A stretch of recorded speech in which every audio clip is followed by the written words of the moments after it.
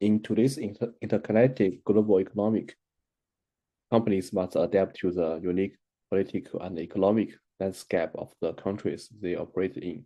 Like China, our approach emphasizes a balance between respecting local regulation and leveraging international opportunities. This strategy not only helps us navigate natural challenges, but also foster growth and cooperation across borders.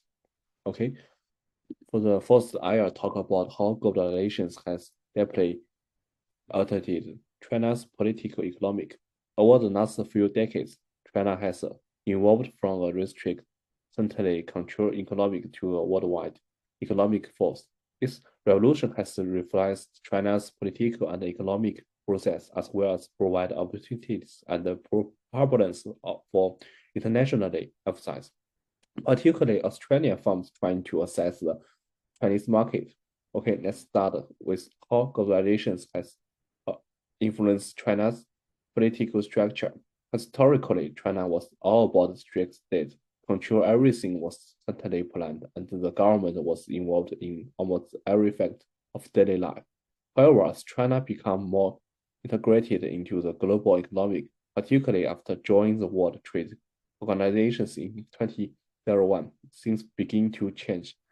The government needed to implement more market-friendly price. This include opening up specific industries to the international investors, knowing trade barriers, and the most important, rewriting its legislative structure to make corporate operation more efficient.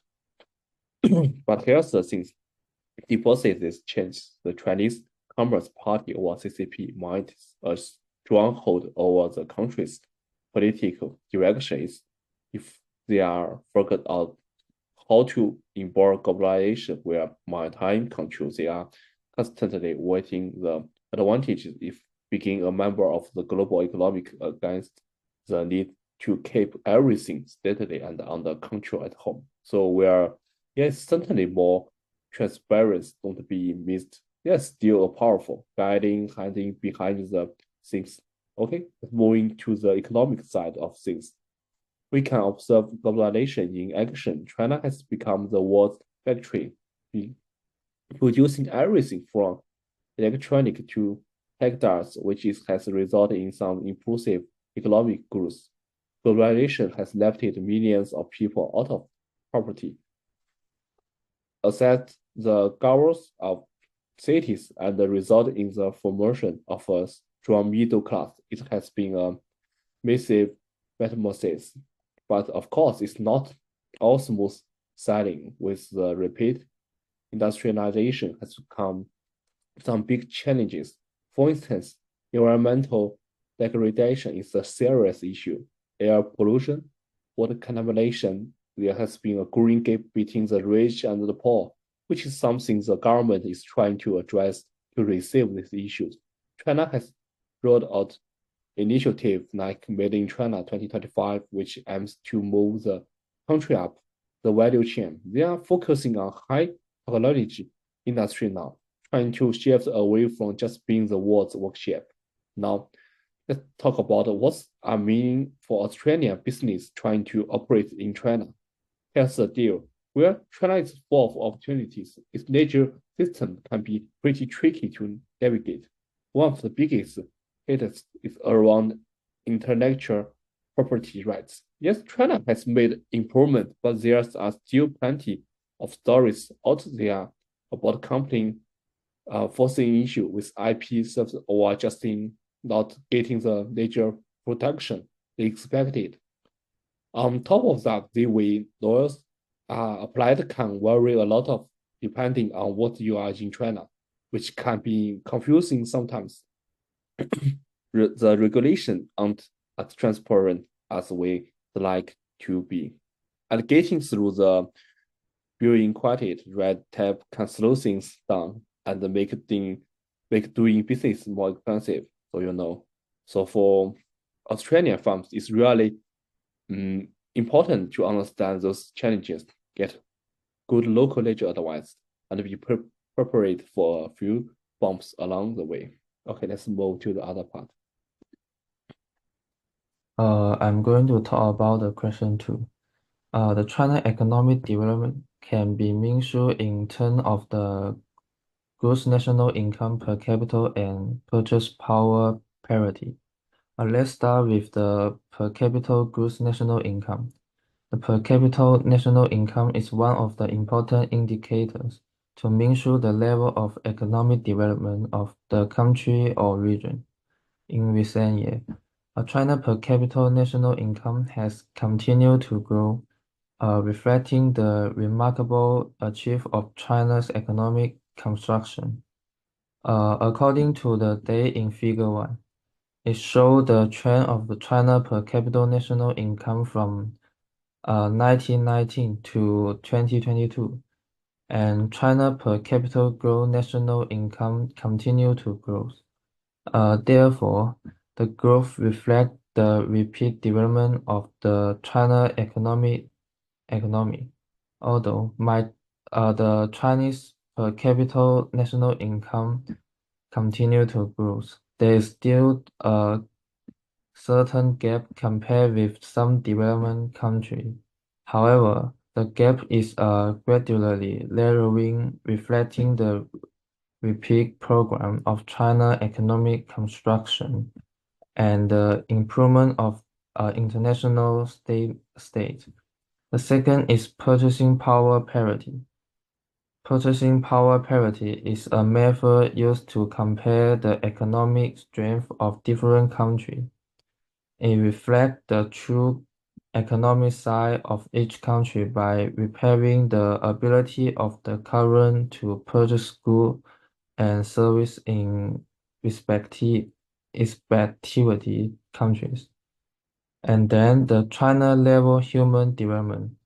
The China level of human development can be measured in terms of cultural uh, latitude, including education and healthy care. For example, the introduction of 90-year compulsory education has enabled to more children, especially from rural area and poor family, to have access to basic education. The implementation of the policy has broken down the inequal of educational opportunities. The education is an important way to improve the quality of the nation. Through 9 years compulsory education, children are able to learn systematically about the science, history, language, and many other aspects, and to develop their ability to think, innovation, and cooperate. A 9 year compulsory education development. A educate population is more competitive for employment. In terms of the medical level, the healthy level of Chinese people is relatively high. The average life expectancy of a resident has reached 78 years. And China medical technology and resource are continuously improving. Research has found that the Chinese has the largest medical system, which provide reliable protection for people health. The next page. For Australia companies considering establishing a presence in China, both measure of economic development and human development are of some importance. For Australian company, market size, purchasing power, and GNI all reflect the importance of economic development. For example, China, as the world's second largest economy, has a large market size and potential for sustained economic growth. This provides a wide range of market space and business growth opportunity for Australian companies. Then, in terms of the level of human development, China's high level of education and abundance labor force can provide the necessary support for the development of Australia company. Therefore, from the analyze, the measure of economic development is more important. Next is question 3. Okay, for the part 3, I'm going to discuss the cultural distance between China and Australia, focusing on the cultural trends shaping these two countries.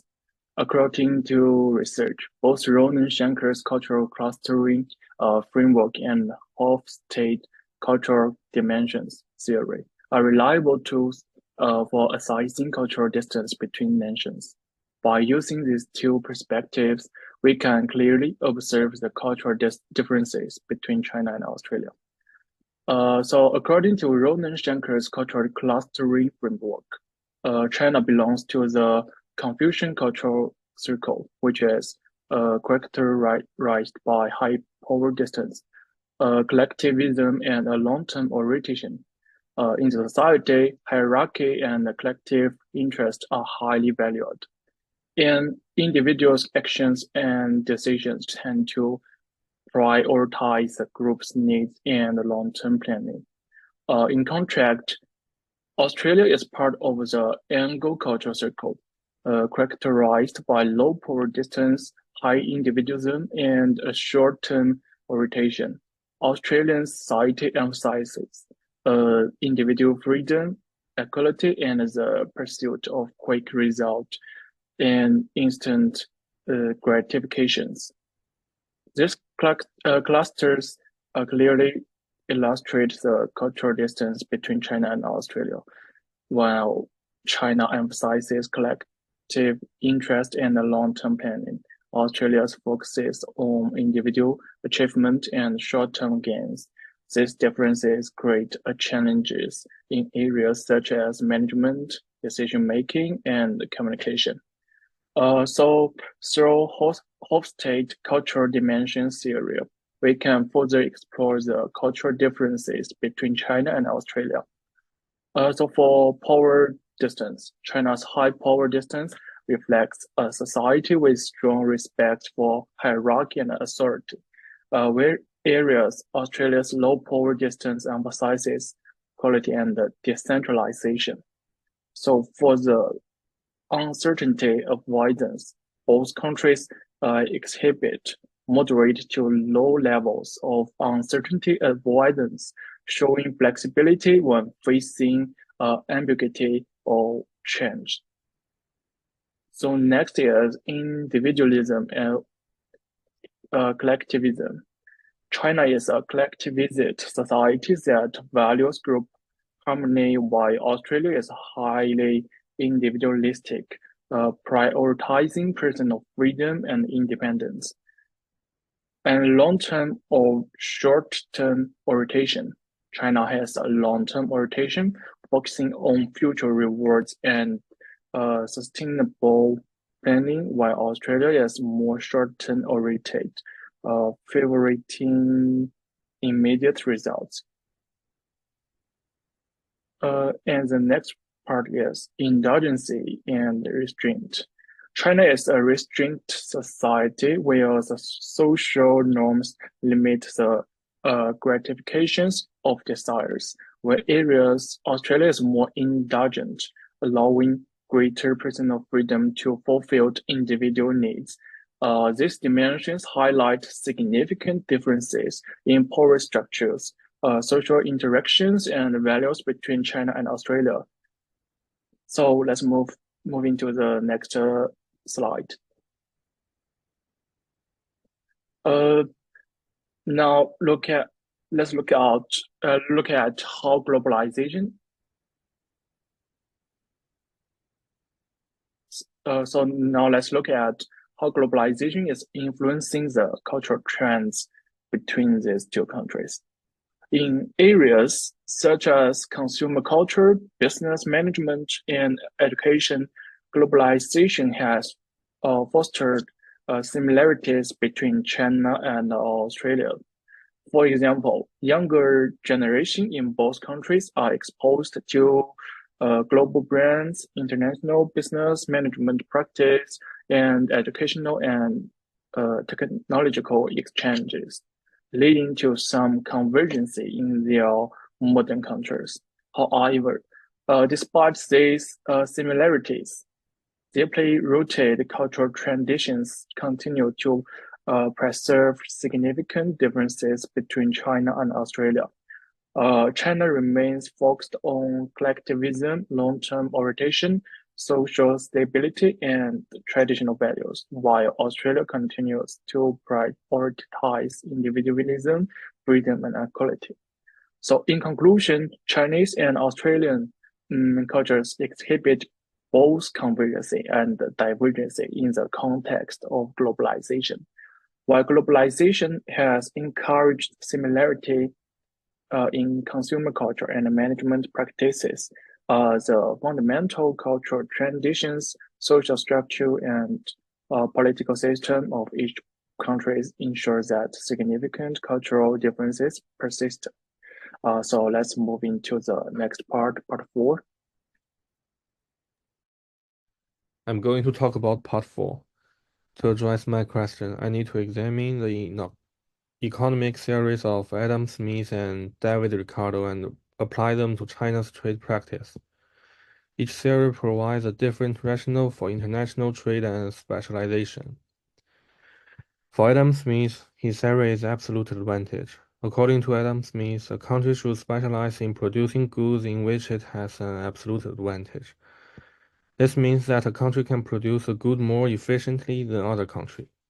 And for China, China has an absolute advantage in several industries due to its large labor force, technological advancement, and extensive manufacturing infrastructure. Some of these industries include: first is electronics and consumer goods. China has a highly developed economics industry, producing a vast array of consumer electronics at a lower cost due to efficient production techniques and economies of scale. Second is textile and apparel. With its abundant labor force, China can produce textile and apparel more cheaply and efficiently than many other countries. The last is machinery and equipment. China's ability to produce machinery and equipment at a lower cost due to its technological advancement and manufacturing capacity give it an absolute advantage. Then for David Ricardo theory is comparative advantage. David Ricardo argued that countries should specialize in producing goods for which they have a comparative advantage. This means producing goods where they have the lowest opportunity cost, even if they do not have an absolute advantage. And for China, China should focus on industries where it can produce goods at a lower opportunity cost relative to other countries. Some of these industries include: first is high-tech products. Although other countries may also be efficient in producing high-tech goods, China has developed expertise and infrastructure that allowed it to produce these goods at a relatively lower opportunity cost. Second is renewable energy products. China has invested heavily in renewable energy, particularly solar panels, and has become a leading producer. This investment allows China to have a comparative advantage due to its lower production costs. The last is agricultural products. In some regions, China's climate and agricultural practice give it a comparative advantage in producing certain agricultural goods like tea and rice. In my point of view, I think the China government should choose David Ricardo's theory of comparative advantage be the guiding principle for China's international trade strategy. The reason is: first, economy diversification. By focusing on comparative advantage, China can diversify its economic activities, reducing dependence on a few industries and spreading economic risk. The second is maximizing global trade benefits. Comparative advantage allows for more efficient global allocation of resources, leading to increased overall trade and economic welfare. By producing goods where it has the lowest opportunity cost, China can trade for goods that other countries produce more efficiently, resulting in mutual benefits. The third is adaptability to market changes. The concept of comparative advantage is dynamic and can adapt to change in technology, consumer preference, and resource availability. This flexibility is crucial for China as it continue to grow and evolve in the global market. The last is sustainable long-term growth. Specializing according to comparative advantage helps sustain long-term economic growth by fostering innovation, improving productivity, and encouraging industries to focus on their core strengths.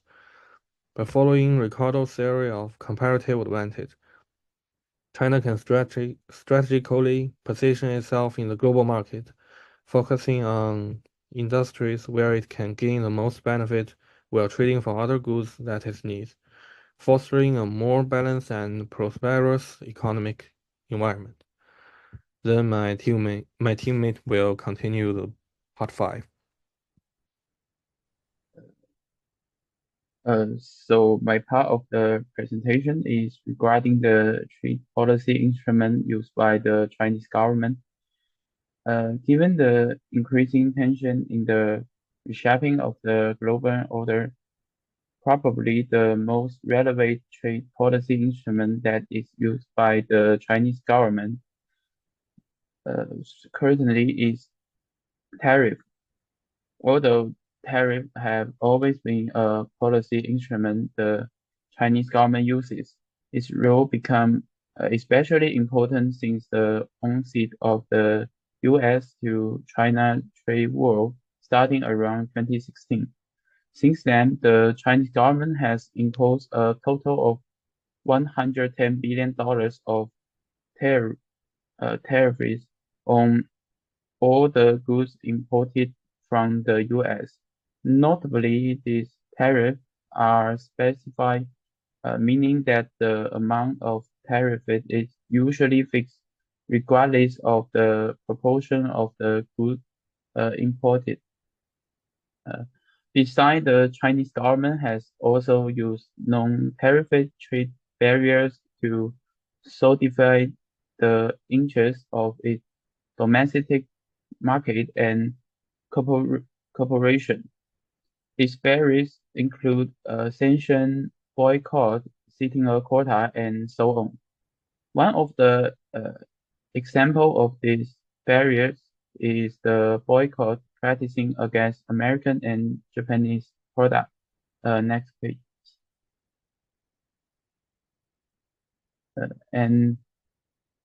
Notable, China has embraced free trade policy, where it signed more than 20 free trade agreements over the decade and has set up a total of 21 pilot free trade zones, meaning in the central, southeastern, and northeastern region of China. These practices have collectively allowed a greater share of foreign products in the Chinese market, thereby increasing China's role in globalization. It is estimated that more than 60 countries have been able to conduct activity in their free trade zone. Alongside these trade-friendly practices, China has adopted a single window system, enhancing convenience in terms of reporting the importation of goods for foreign firms. Next page. In addition to the aforementioned trade policy instrument, the Chinese government has also carried out subsidies and local content requirements to facilitate the growth of domestic market and cooperation. For instance, China has given a tremendous amount of very form of subsidy to its EV industry, microchip industry, and energy industry, and the companies such as BD and Snowflake all made large strides global with the end of government subsidy. As opposite to other Asian countries like Singapore and Thailand, China seems to promote the share of local products to a greater extent. So that is all we have for you. Thank you for listening.